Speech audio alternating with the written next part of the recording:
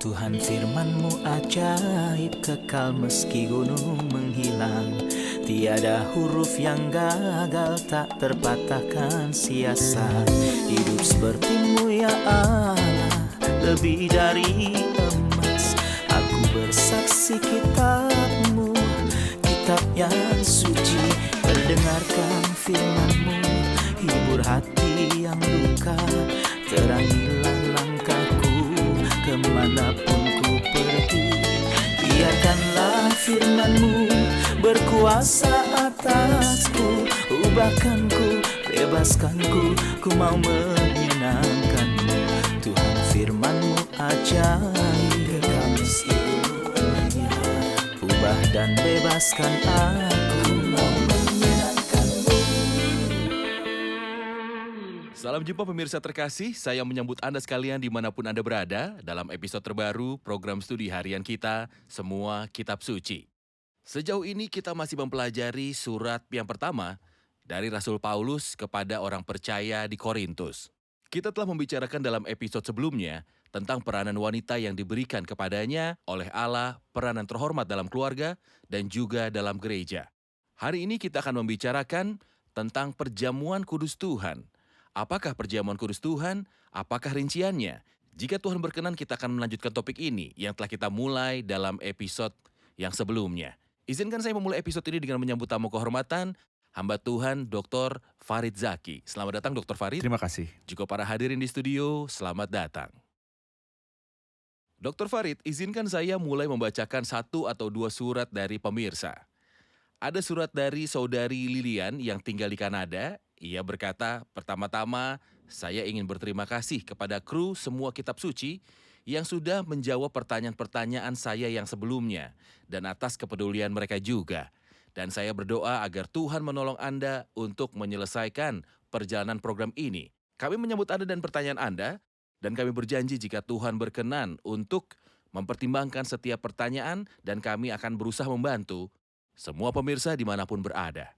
Dan juga ada sebuah surat dari saudari Mary Salom yang berbunyi, saudara-saudaraku yang bekerja di program Semua Kitab Suci, bagaimana saya bisa berterima kasih kepada Anda atas kerja keras Anda yang didasari kasih dan untuk berkat yang menakjubkan yang telah saya nikmati dan masih menikmatinya setiap pagi dan malam lewat program yang begitu memberkati ini. Saudari Mary Salom dari Amerika, kami juga menyambut Anda dan kami sangat senang bahwa program ini adalah alasan yang memberkati Anda di tempat tinggal Anda, dan kami berdoa agar ini bisa menjadi alasan berkat sejati bagi semua pemirsa dimanapun berada. Dr. Farid, kembali ke pasal 11. Topik utama adalah perjamuan kudus Tuhan. Apa konsep utama dari perjamuan kudus Tuhan? Perjamuan kudus Tuhan adalah yang Kristus tetapkan selama malam terakhirnya sebelum ia disalibkan. Dan ia memerintahkan agar kita mempraktikkan perjamuan kudus ini untuk mengingat dia. Ia mengambil roti dan setelah memberkatinya, ia memecah-mecahkannya serta memberikannya kepada para murid. Lalu ia memberkati cawan dan melakukan yang sama. Dan dari butir ini dan selanjutnya, itu menjadi terkenal dalam sejarah gereja dan sampai kini. Sebagai praktik spiritual yang paling utama dalam iman Kristen. Inikah yang disebut perjamuan terakhir atau perjamuan kudus Tuhan? Ya, Saya akan membacakan beberapa ayat dimulai dari ayat 17. Dalam peraturan-peraturan yang berikut aku tidak dapat memuji kamu, sebab pertemuan-pertemuanmu tidak mendatangkan kebaikan tetapi mendatangkan keburukan. Sebab pertama-tama aku mendengar bahwa apabila kamu berkumpul sebagai jemaat, ada perpecahan di antara kamu, dan hal itu sedikit banyak aku percaya. Sebab di antara kamu harus ada perpecahan, supaya nyata nanti siapakah di antara kamu yang tahan uji. Apabila kamu berkumpul, kamu bukanlah berkumpul untuk makan perjamuan Tuhan, sebab pada perjamuan itu, tiap-tiap orang memakan dahulu makanannya sendiri, sehingga yang seorang lapar dan yang lain mabuk. Apakah kamu tidak mempunyai rumah sendiri untuk makan dan minum? Atau maukah kamu menghinakan jemaat Allah dan memalukan orang-orang yang tidak mempunyai apa-apa? Apakah yang kukatakan kepada kamu? Memuji kamu? Dalam hal ini aku tidak memuji. Dr. Farid, pertanyaan saya adalah, apakah perkataan ini berlaku untuk praktik perjamuan kudus Tuhan? Atau ada rincian lain? apa yang dulu biasa terjadi dalam jemaat mula-mula adalah bahwa perjamuan kudus Tuhan selalu didahului dengan sebuah pesta kasih. Pesta ini dipandang sebagai salah satu gambaran persekutuan dalam semua jemaat lokal. Jadi mereka biasa berkumpul tempat yang digunakan sebagai gereja yang biasanya berupa sebuah rumah. Lalu mereka biasanya makan malam bersama yang disebut agape. Yang disebut agape, benarkah? Ya, pesta agape. Dan setelah makan malam biasa, mereka biasa merayakan perjamuan kudus Tuhan dan mengingat kematian Tuhan. Sebenarnya yang terjadi di Korintus adalah penyalahgunaan perkara. Dan karena mereka tidak saling mempertimbangkan. Beberapa di antara mereka bisa datang dari rumah atau pekerjaan mereka dengan sangat lapar. Jadi mereka makan terlalu banyak di pesta pertama. Pesta kasih sehingga saudara-saudara yang datang sesudah mereka tidak bisa menemukan makanan untuk dimakan dan tetap lapar sampai dimulainya perjamuan kudus Tuhan. Dan sayangnya orang-orang lain biasa minum terlalu banyak anggur sampai mereka menjadi mabuk dan masuk ke perjamuan kudus Tuhan saat mereka mabuk. Jadi Rasul Paulus memberitahu mereka bahwa sebenarnya pertemuan yang mendahului perjamuan kudus Tuhan bukan untuk menjadi lebih baik, tapi untuk menjadi lebih buruk. Mereka seharusnya mempraktikkan kasih persaudaraan dalam pertemuan itu dan makan bersama secara merata dan rasional untuk mempersiapkan pikiran mereka untuk perjamuan kudus Tuhan, untuk menikmati kemanisan persekutuan tubuh Kristus. Jadi kita harus membedakan antara kedua pesta. Yang pertama adalah pesta kasih, di mana orang-orang percaya biasa berkumpul sebelum mempraktekkan perjamuan kudus Tuhan, Ya, yang disebut pesta agape, di mana mereka bersama-sama berbagi dan setelah itu mereka mempraktikkan perjamuan kudus Tuhan. ya, Jadi problem ini terjadi dalam praktek yang pertama atau dalam pesta kasih pertama. benar. Dan omong-omong pesta kedua atau perjamuan kudus Tuhan dikenal oleh para cendekiawan sebagai ekaristi yang dalam bahasa Yunani Pengucapan syukur. Karena hal itu didasari atas persembahan puji-pujian dan pengucapan syukur kepada Tuhan. Dalam ayat 14, aku mendengar bahwa apabila kamu berkumpul sebagai jemaat, ada perpecahan di antara kamu dan hal itu sedikit banyak aku percaya. Saya ingin Anda mengomentari ayat 19, sebab di antara kamu harus ada perpecahan supaya nyata nanti siapakah di antara kamu yang tahan uji. Apakah artinya harus ada perpecahan? Dalam kondisi jemaat yang tidak berohani ini tidaklah aneh bahwa beberapa orang yang tidak percaya secara diam-diam memasukkan ajaran sesat.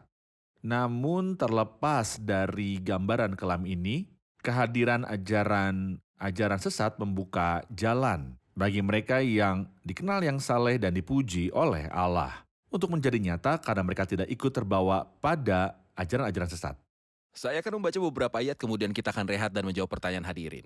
Ayat 23, sebab apa yang telah kuteruskan kepadamu telah aku terima dari Tuhan, yaitu bahwa Tuhan Yesus pada malam waktu ia diserahkan mengambil roti, dan sesudah itu ia mengucap syukur atasnya. Ia memecah-mecahkannya dan berkata, inilah tubuhku yang diserahkan bagi kamu, perbuatlah ini menjadi peringatan akan aku.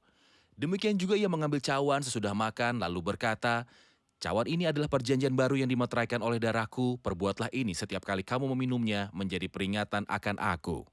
Sebab setiap kali kamu makan roti ini dan minum cawan ini, kamu memberitakan kematian Tuhan sampai ia datang. Kita rehat sejenak dan kembali untuk menjawab pertanyaan hadirin. Pemirsa terkasih, kami akan segera kembali setelah rehat. Berkuasa atasku, ubahkanku, bebaskanku, ku mau menyenangkanmu. Tuhan firman-Mu ajaib, kekal meskipun ubah dan bebaskan aku, mau menyenangkanmu. Kami telah kembali pemirsa terkasih untuk menjawab pertanyaan dari hadirin di studio. Saya punya pertanyaan dalam ayat 23 ia berkata, sebab apa yang telah kuteruskan kepadamu telah aku terima dari Tuhan, namun Paulus tidak ada ketika Tuhan bersama mereka dalam perjamuan kudus. Jadi kapankah ia menerimanya dari Tuhan? Kapankah ia menerimanya dari Tuhan, Dr. Farid?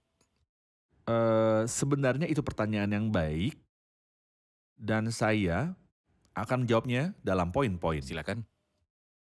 Paulus di sini ingin menunjukkan pentingnya perjamuan kudus. Sehingga ia menyelipkan anak kalimat ini, tapi anak kalimat ini didahului dengan sesuatu. Pentingnya perjamuan kudus Tuhan berasal dari 4 hal. Hal pertama bahwa itu ditetapkan oleh Kristus sendiri pada malam terakhirnya. Walau ia sedang menuju kepada penderitaan yang mengerikan, tetapi ia menetapkan perjamuan kudus ini dan itu menunjukkan pada kita pentingnya perjamuan kudus dalam gereja. Nomor 2, gereja dari awalnya, gereja dibentuk dalam pasal 2 Kitab Kisah Para Rasul mempraktikkan 4 hal, yaitu pengajaran rasul-rasul dan persekutuan, pemecahan Doa-doa. roti dan doa-doa. Ya, seakan-akan itulah kerangka utama praktik-praktik gereja bagi setiap gereja yang ingin berfungsi menurut pengajaran firman Allah. Nomor 3, Tuhan Yesus memberi Paulus sebuah pewahyuan khusus dari surga karena sungguh Paulus tidak ada bersama mereka pada malam itu. Namun ia menerima pewahyuan-pewahyuan spesial dari Kristus, dari surga. Itu sebabnya ia berkata di sini, sebab apa yang telah kuteruskan kepadamu, telah aku terima dari Tuhan. Itu adalah sebuah pewahyuan spesial bagi Paulus dan itu menunjukkan kepada kita pentingnya perjamuan kudus. Hal 4, ketika kita akan melanjutkan mempelajari surat pertama kepada jemaat di Korintus, kita akan perhatikan bahwa ia berbicara tentang perjamuan kudus sebelum membicarakan tentang karunia-karunia atau pelayanan. Jadi ini menunjukkan pada kita bahwa topik ini Penting, sangat penting. lebih penting tentunya. Kita ingin tahu kesamaan-kesamaan antara melakukan peringatan mengenai roti dan cawan serta kematian Kristus di kayu salib. Bagaimana hal itu mengingatkan kita tentang kematian Kristus di kayu salib? Pemisahan darah dari daging adalah sebuah gambaran kematian. Itulah sebabnya ketika kita makan roti saja dan minum anggur saja, itu melukiskan bagi kita, pertama, peristiwa kematian. Kedua, sangat sederhana, roti ini adalah hasil dari penggilingan biji-biji gandum menjadi tepung yang masuk ke oven, lalu keluar sebagai roti. Tidakkah saya melihat dalam hal itu sebuah gambaran dari berbagai jenis penderitaan yang Kristus alami demi keselamatan saya. Di dalam tubuhnya. Hal kedua, anggur. Tidak dihasilkan dengan mudah buah-buah anggur yang ditekan, dan hal itu melambangkan penindasan Kristus dengan berbagai penderitaan di kayu salib demi memberiku keselamatan. Benar. Jadi inilah kesamaan-kesamaan antara roti dan cawan serta kematian Kristus. Dan kesamaan yang terpenting akan selalu berupa pemisahan cawan dari roti. Itulah Tanda tanda kematian. dari kematian Kristus. Pemisahan darah dari daging. Daging. Dalam beberapa praktek, mereka mencampurkan roti dengan anggur, Ya, dan itu menghasilkan penyimpangan simbol ataupun benar. kebenaran. Kematian Kristus adalah kematian yang real. Kematian yang real. Kita telah tahu di episode sebelumnya bahwa roti tetap roti. Dan air anggur tetap air anggur dan tidak akan berubah menjadi darah. Dan kita telah tahu bahwa Tuhan menunjuk kepada roti ketika berkata, inilah tubuhku atau inilah roti. Dan Kristus sedang berbicara sebelum kematiannya ketika ia berkata, perbuatlah ini menjadi peringatan akan aku. Ya. Dan dikatakan di sini, sebab setiap kali kamu makan roti ini dan minum cawan ini, kamu memberitakan kematian Tuhan sampai ia datang. Ya. Apa latar belakang pernyataan itu? Inilah satu dari 7 manfaat mempraktikkan perjamuan kudus Tuhan yang ingin saya sebut. Apakah masih ada waktu? Silakan. Saya sudah meringkasnya dalam 7 manfaat yang menunjukkan pada kita bahwa mempraktikkan perjamuan kudus adalah sebuah berkat besar bagi setiap orang percaya sejati yang telah menerima Kristus. Hal pertama itu sangat sederhana. Pertama, sebuah ketaatan pada perintah. Jikalau kamu mengasihi aku, kamu akan menuruti segala perintahku. Lakukanlah ini, oke, Tuhan kami akan lakukan. Kedua, itu adalah sebuah pengingat tentang orang yang paling berharga bagi kita. Perbuatlah ini menjadi peringatan akan aku. Jadi kita mengingat Kristus.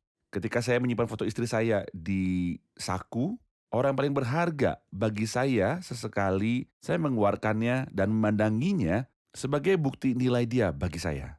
Hal ketiga, mengapa kita tidak memperingatinya sendiri-sendiri di rumah? Karena sementara kita bertemu bersama-sama, mengingatnya bersama-sama adalah sebuah deklarasi secara praktik tentang keanggotaan kita dalam tubuh Kristus. Benar. Kita bukan anggota dalam sebuah organisasi atau klub atau bahkan denominasi, melainkan kita adalah anggota dalam satu tubuh Kristus. 4, siapapun yang memperhatikan perjamuan kudus mempraktikkan sebuah pelatihan secara praktik dalam kekudusan. Dalam pemisahan segala sesuatu yang bertentangan dengan kematian Kristus. Kematian Kristus adalah alasan terbesar dari kehidupan kemurnian. Jadi jika saya mengingatnya secara periodik, itu yang membuat saya terpisah dari ketidakmurnian dan dari perkara-perkara duniawi. 5. Sebuah kesempatan untuk ibadah bersama. Kita telah mengetahui bahwa itu disebut dalam awal kekristenan Ekaristi, Pengucapan pesta syukur. pengucapan syukur. Kita datang untuk meminta sesuatu, atau berdoa, atau memohon, atau bersyafaat. Mereka kita datang untuk menyembah Dia. Betapa besarnya Engkau Tuhan, betapa besarnya karyamu di kayu salib. 6. Kau memberitakan kematian Tuhan sampai Ia datang, menyatakan dan menanti. Sementara kita memecahkan roti, kita sedang memberitahu dunia tentang peristiwa terbesar yang telah terjadi, yaitu bahwa Kristus mati lalu Ia dibangkitkan, dan inilah dasar keselamatan. Dan bersama dengan itu kita menantikan kedatangannya yang kedua dari surga. 7. Ia berkata, karena itu hendaklah tiap orang muji diri sendiri, dan baru sesudah itu ia makan roti dan minum, yang artinya bahwa praktik perjamuan kudus Tuhan mengajarkan pada kita untuk melatih diri, untuk menilai diri sendiri, untuk menaruh perhatian pada perkataan, perilaku, dan pandangan sendiri. Karena semua ini menuntun pada keadaan yang benar ini. Benar. Dan dengan itu kita tahu bahwa pemecahan roti atau perjamuan kudus adalah suatu peringatan, pernyataan, dan Dan penantian. perhatian. Kita mengingat karya Kristus di kayu salib dan menyatakan kematian Tuhan sampai Ia kembali. Ia datang. Kita rehat sejenak dan kembali untuk menjawab pertanyaan hadirin. Pemirsa terkasih, kami akan segera kembali setelah rehat. Berkuasa atasku, ubahkanku, bebaskanku, ku mau menyenangkanmu. Tuhan firman-Mu ajaib, kami seluruhnya. Ubah dan bebaskan aku, mau menyenangkanmu. Kami telah kembali pemirsa terkasih untuk menjawab pertanyaan hadirin di studio.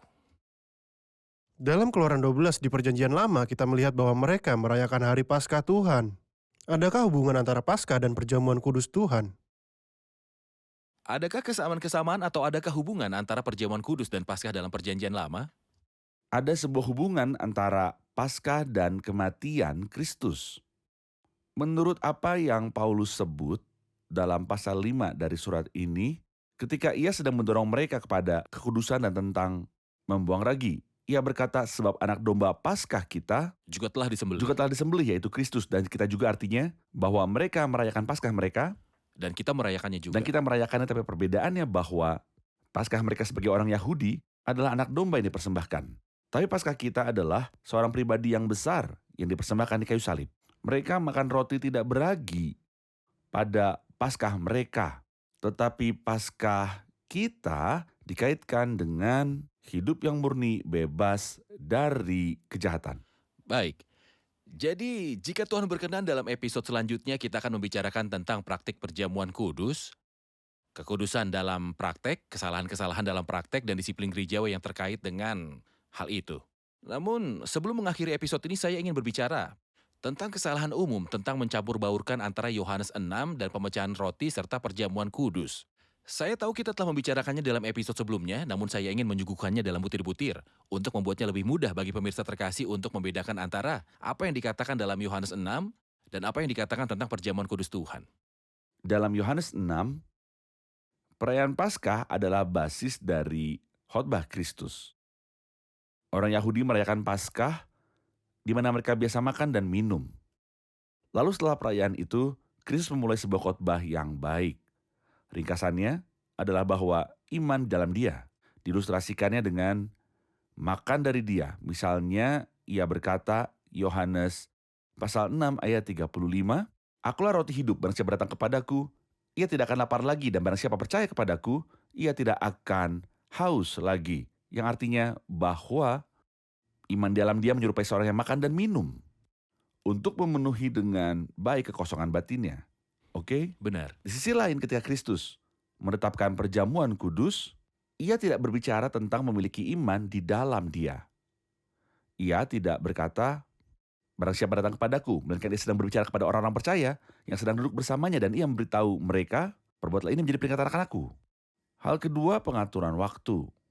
Dari dua kesempatan, pengaturan waktu Yohanes 6 adalah pada tahun pertama pelayanan Kristus ketika kita mempelajari kehidupan Kristus. Kita menemukan bahwa insiden ini terjadi pada tahun pertama dari 3 tahun pelayanannya.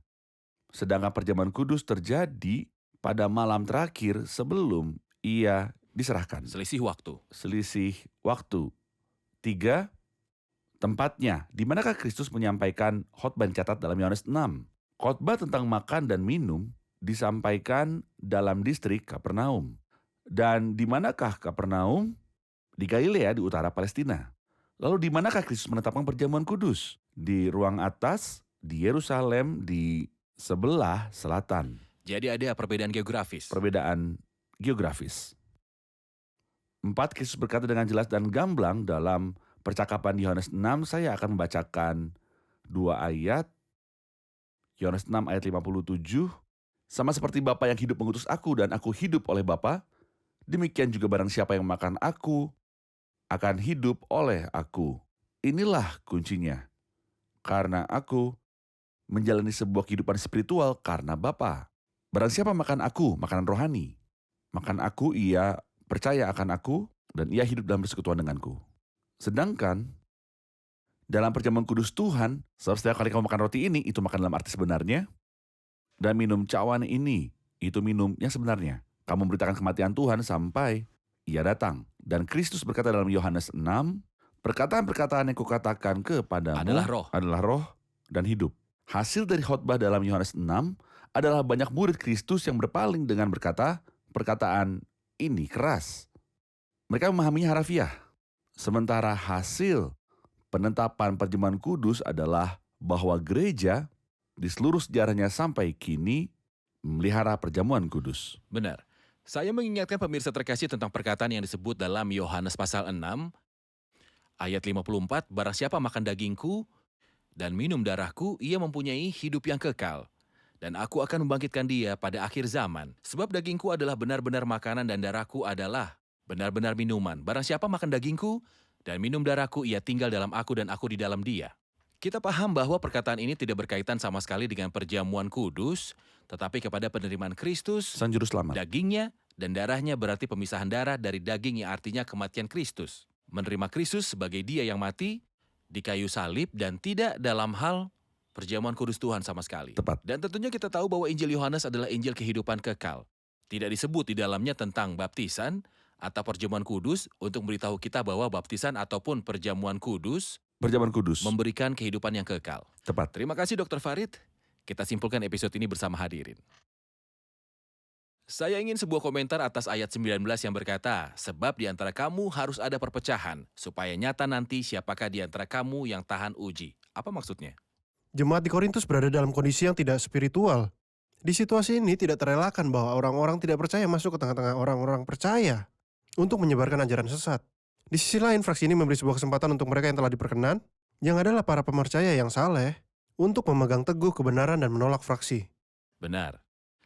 Kami ingin tahu kesamaan-kesamaan antara mengadakan perjamuan kudus dan kematian Kristus di kayu salib, dan bagaimana Rasul Paulus menerimanya dari Tuhan, walau ia tidak ada di sana ketika Tuhan menetapkan perjamuan kudus. Pemisahan daging dari darah dalam kehidupan normal adalah gambaran dari kematian. Pemisahan roti dari cawan adalah gambaran kematian Kristus. Juga roti berasal dari biji-biji gandum yang digiling dan setelah itu dimasukkan ke dalam oven pada suhu yang tinggi. Dan itu menunjukkan kepada kita penderitaan fisik Kristus bagi kita di kayu salib. Anggur berasal dari pemerasan buah anggur dan itu menunjukkan bahwa Kristus ditekan bagi kita untuk memberi kita keselamatan. Mengenai bagaimana Paulus menerima tata cara dari Tuhan, memang benar bahwa ia tidak ada pada saat perjamuan kudus Tuhan. Tetapi Paulus melihat Kristus yang telah bangkit dan Paulus menerima pewahyuan spesial dari Tuhan Yesus. Benar, terima kasih Tuhan memberkati. Terima kasih Dr. Farid, Tuhan memberkati Anda. Terima kasih. Pemirsa terkasih, Alkitab berkata, sebab setiap kali kamu makan roti ini, kamu memberitakan kematian Tuhan sampai ia datang. Dan kita sudah tahu bahwa memecah-mecahkan roti atau perjamuan kudus adalah sebuah peringatan, pemberitaan, dan penantian. Dan kita mengingat dia yang telah mati di kayu salib bagi kita. Saat kita memperhatikan perjamuan kudus, kita mengingat karya Kristus. Itu adalah sebuah kisah kasih. Kita berkumpul di sekitar yang kita kasihi untuk memberi dia banyak ucapan terima kasih yang tulus atas apa yang telah ia lakukan bagi kita di kayu salib. Dan karya itu mengingatkan kita bahwa kisah kasih yang terjadi di kayu salib adalah sebuah kisah memberi tanpa batas saat Kristus mempersembahkan dirinya sendiri bagi kita. Saudaraku, Anda mungkin ada di dalam gereja yang mempraktikkan perjamuan kudus tanpa kesadaran, atau mungkin Anda mempraktikannya untuk memperoleh hidup yang kekal. Saya memberitahu Anda bahwa hidup kekal diperoleh dengan iman yang tulus dalam Tuhan Yesus Kristus. Jika Anda mempraktikkan perjamuan kudus semasih hidup dalam kejahatan, perjamuan kudus tidak akan membuatmu ke surga. Jika Anda mempraktikkan perjamuan kudus semasih hidup dalam kejahatan, perjamuan kudus tidak akan mengampuni segala pelanggaran Anda. Namun yang mengampuni segala pelanggaran Anda adalah iman yang tulus dalam karya Kristus di kayu salib. Setelah itu, barulah perjamuan kudus dipandang sebagai pengenapan terhadap sebuah perintah kasih untuk memuaskan hati dari Tuhan Yesus Kristus. Pertanyaan episode hari ini, apakah kesamaan-kesamaan antara karya Kristus di kayu salib dan Paskah dalam Perjanjian Lama? Apakah kesamaan-kesamaan antara karya Kristus di kayu salib dan Paskah dalam Perjanjian Lama? Pemirsa terkasih, sampai jumpa di episode selanjutnya. Tuhan menyertai.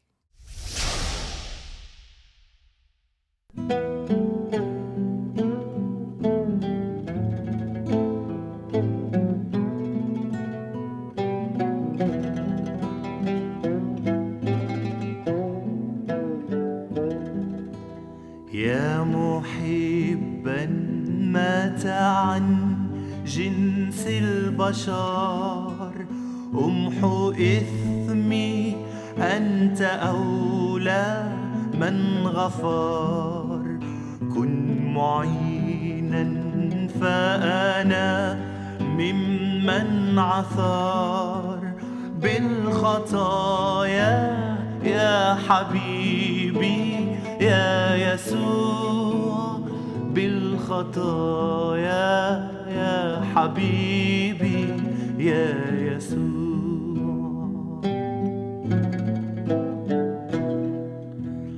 أنت حصني وإليك الملتجى منك ألقى بالتجاء الفرجا فأعن ضعفي وولد بالرجاء بخلاصي يا حبيبي يا يسوع بخلاصي يا حبيبي يا يسوع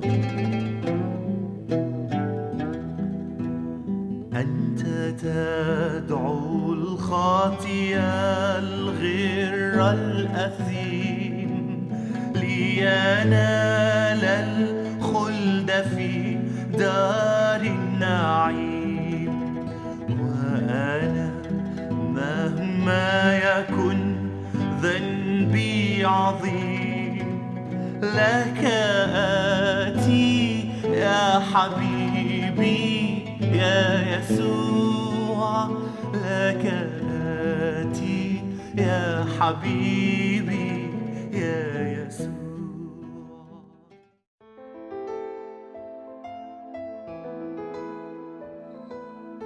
Tuhan, firman-Mu ajaib, kekal meski gunung menghilang. Tiada huruf yang gagal, tak terpatahkan siasat. Hidup seperti-Mu ya Allah, lebih dari emas. Aku bersaksi kitab-Mu, kitab yang suci. Terdengarkan firman-Mu, hibur hati yang luka. Terangilah langkahku kemanapun ku pergi. Biarkanlah firman-Mu berkuasa atasku. Ubahkanku, bebaskanku, ku mau menyenangkan-Mu. Tuhan, firman-Mu ajaib, kekal meski gunung. Ubah dan bebaskan aku.